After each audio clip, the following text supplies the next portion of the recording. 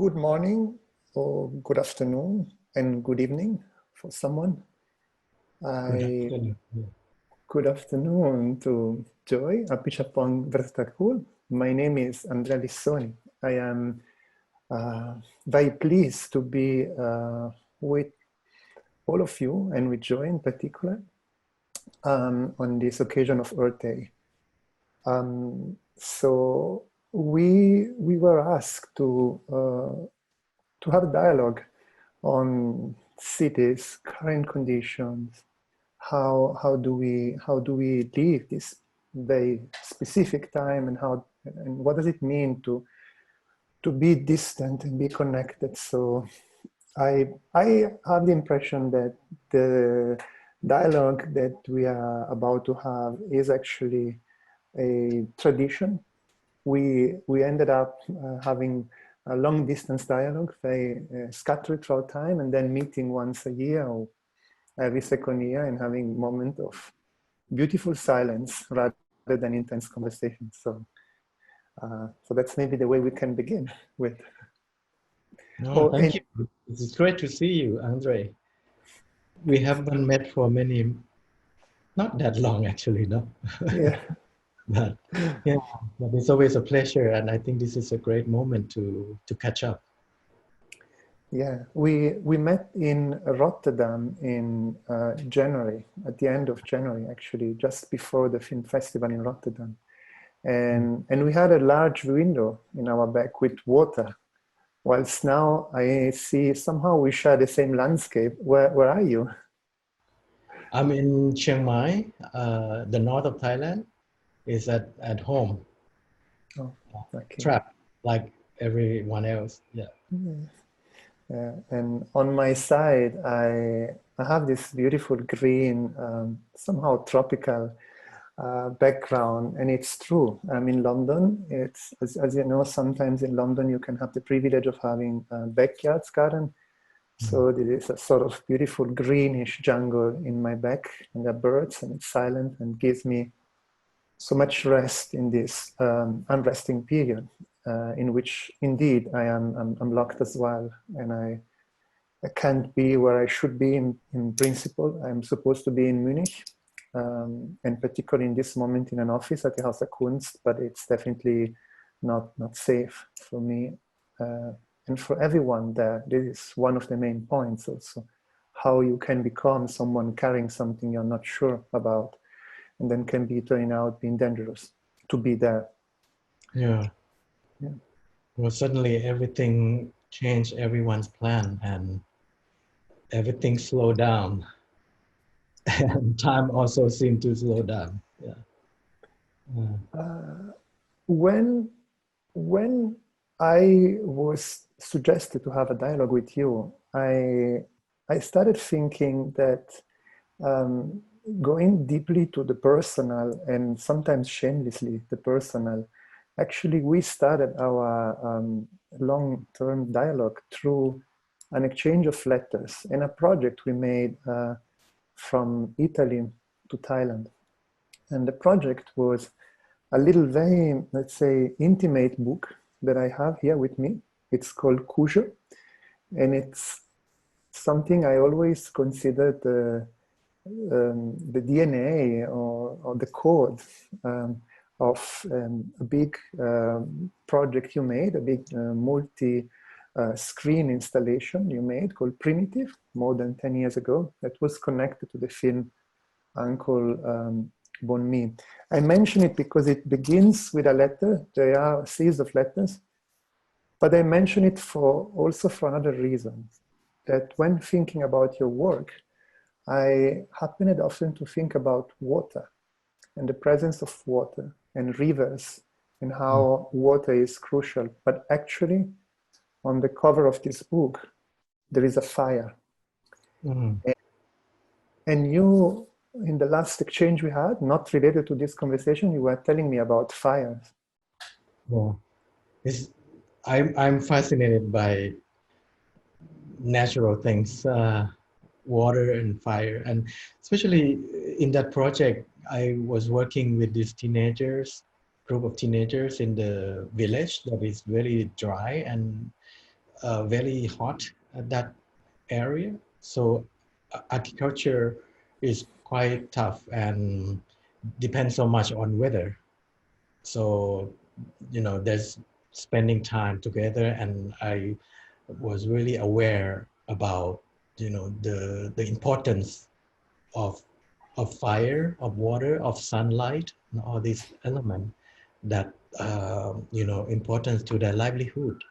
Yeah, so I think in the work, in the video works, in the photograph, have this expression of these natural elements in there, and which I think for the city people may be kind of not so obvious, right?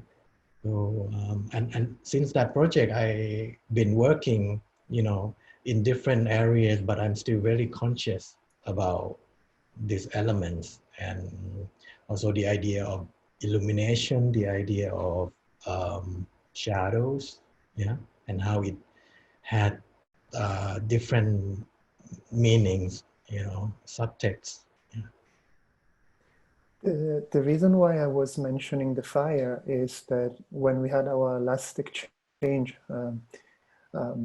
you told me that the fire in your hometown, in your area where you're actually now, Yeah. were not an art piece at all, but were haunting dramatically and dangerously the entire landscape. And you shared images with me of the fire surrounding the skyscrapers in the town, and also at night, to the point you couldn't almost breathe. So what was going on? What is going on? Yeah, that's beside the virus, we have this thing, the fire to worry about, because here in Chiang Mai, it's passing through summer, and the heat here can reach 40 degrees, like today too.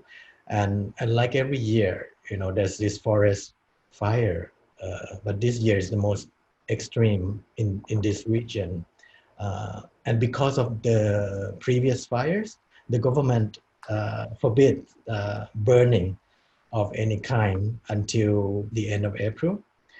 So this resulted in the very dry forest, and with layers of leaves on top of one another on the ground. So when there's a burning going on, whether it's by accident or by nature or by illegally thing, it become a catastrophe. Yeah. And with this unusually high temperature, the smoke is trapped in the in the mountain area. So so my house is like others, is really full of smokes, and especially at night. Yeah, and when the wind blows this way, the air quality index, these numbers that we keep looking at on the website, like keep going up, and is actually beyond living. In my bedroom, at one point, this machine tell, oh, the air is 600, which was like beyond human lung can take, So I was wearing mask, I was wearing mask even in my bedroom and when I'm sleeping. And the funny thing is, like, normally I have insomnia, like I sleep only a few hours per night, but these past few weeks, I slept 6 and 7 hours a night, thanks to the carbon monoxide of the smoke.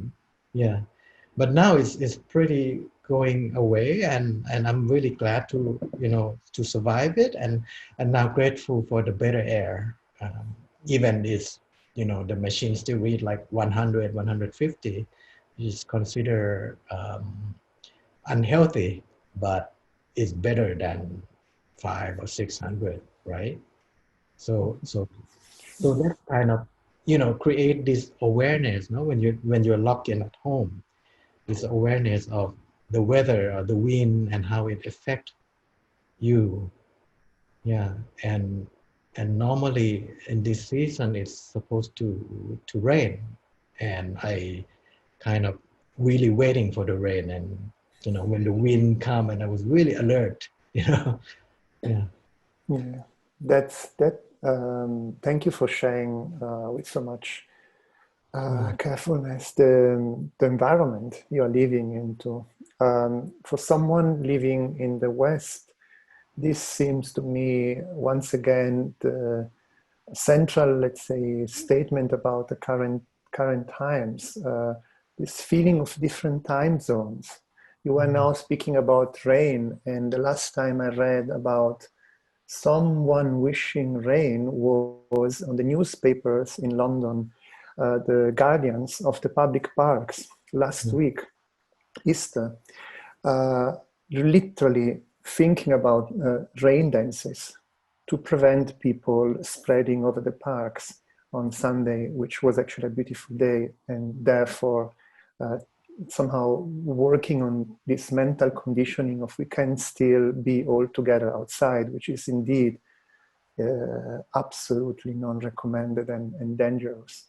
On the other hand, again, from someone being in the West, the waves of information of something immaterial came from the East in the last 4 months, and they're all about the earth and our living, like the fires from Australia first, and the virus, and then what you're telling me, it's quite incredible because it's not what we knew and actually never had of, and it's really talking about the state of the world and the state of the earth. We are Yet, part of it. We are, we are all have our hands in it, yeah, no matter where it's from. yeah. No? Yes, yes. Well, yet there is still some hope. I mean, you you shared very beautiful images of your garden and the rain coming, as well as this wonderful plum tree that Uh, is becoming like fireflies at night. What is the history of this plum tree that is now a new presence in your life? no, now it was gone because it's the fruit. But before, there's so many of them because I was away from home so much that I didn't really notice this tree. And then it, you know, it I'm forced to stay home like this, become aware of all the physical things around you, uh, and suddenly there's this tree, and then what is that? And then there's a lot of fruits coming out, and it just keep giving, no? And so it's the first time I tested my own fruit, you know, because I was always on the road, you know, for work. But this is one thing that I'm grateful for, you know, to be aware of these precious things around. Yeah. Are Yeah. you keeping the seeds? Yes, there's a backstory because it's really kind of mystery to me that why it had so many fruits, like keep sprouting. Mhm. And for me, when I look at, you know, flowers at home or something, when it's really beautiful and they're blooming, Mhm. there's a sign that they are dying. Mhm. Why they want to seed to spread, you know, to spread the seed, you know. So when I see beautiful flowers, I always think about death, like, okay, death is coming to you, so you have Mhm. to be beautiful now. So, I think the same about this tree, and that it keep giving, that maybe it's dying, maybe. Mm. So I was thinking that maybe it's communicating with me about this. Yeah. So I've been eating, sending to friends, and then keep all the seeds, you know, a lot of seeds, like Oh, hundreds. nice. To, That gives so yeah, much hope. and hopefully the friends that I send this fruit to would grow them and, you know, have, you know, Mm. continue. Yeah. That's very beautiful. That's very moving. I mean, if I go back to that little book that we made, I actually remind myself now that we had this trick of making a thermosensitive cover, with the idea if you like having warm on the cover, you will slowly see the fire burning the cover itself. And I remember this beautiful note, you always said, well, you don't need to warm it up in Chiang Mai because it's naturally hot. And so you have a completely different way of seeing. One of the sequences inside the booklet is actually, well, there's a beautiful image here of kids running, following a ball of fire. This Yes. is an amazing, energetic work you made, and I wanted just to remind you the title, which is I'm Still Breathing. Yeah, I'm still breathing. About breathing, and Ah, how incredible that is, no? About what you made in the future, you will have made in the future. beautiful memories. Yeah, it feels like a long time ago. Yeah. But But yeah, there so was already this feeling of breathing, no? And having hope for constantly breathing despite any form of pressure, no? right. Breathing in different air, threatening or whatnot that we are sharing this. Yeah. And I think maybe the last question is, one of the last images is about the same ball appearing in a football court, in a field, which Mm, ends up being kicked against a screen that then burns. A screen on top of which a film is projected, a film of you. This is also part of this work, Primitive. What are you doing now, film-wise? I mean, what is happening now in your life? What are you working on? before this lockdown, I've been doing many Yes. and have many plans. I'm doing a movie, finishing a movie that Mm-hmm. I shot in Colombia, and Mm-hmm. that's a feature-length film about the sound hallucination. Uh, it's really personal because it's happened to me, yeah, and but it's really also exciting because it's the first project outside of Thailand, yeah.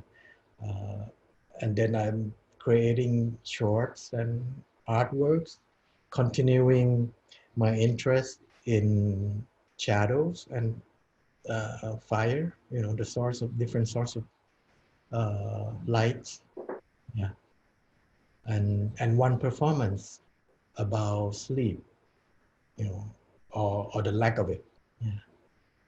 And can you keep working in this situation, or is there other barriers that prevent you from working as you would like? I I've been trying to motivate myself, but it's quite hard because I don't know. I'm not so used to this slow time, Mm-hmm. and and also the heat too. This heat is killing me, and I don't like air conditioning. So it's been quite slow, and I realized that hey, I never take a break. So maybe this is the time that it forced myself to breathe. Yeah, and to maybe to reflect of what's going on. And I'm so lucky because I have this home and space, but others don't, so I've been doing some donations and to connect, why I'm locked here. Mm-hmm. Uh, your work has been always, as we went quickly through, to me and to everyone who encountered it, so um, able to engage with future events to come by triggering old feelings. And very recently, you shared with me a little film that expresses exactly what you are talking about: shadow, light, water. But I will also add the feeling of being contained in a very small Yeah. environment. And yeah, I was curious to know what the film is and how was it made, and what is it for you. Yes, I really, yeah, happy to share this film with you, the audience. It's a film that I made when I'm happy always, and is the time when I was in Bogota, and suddenly with this cloudy city, there is the sun came up through the windows of my shower. And so I grabbed the camera and I just shot it, you know, with happiness, you know, just it's like a little gift from nature that I like to remember. Yeah. And so, yeah, so this film is come out of happiness usually, whatever, you know, sometimes it's because of the depression, sometimes because of the simple sunshine through the window, that's all. Yeah, so hope you enjoy this. It's about 2 minutes 40 seconds.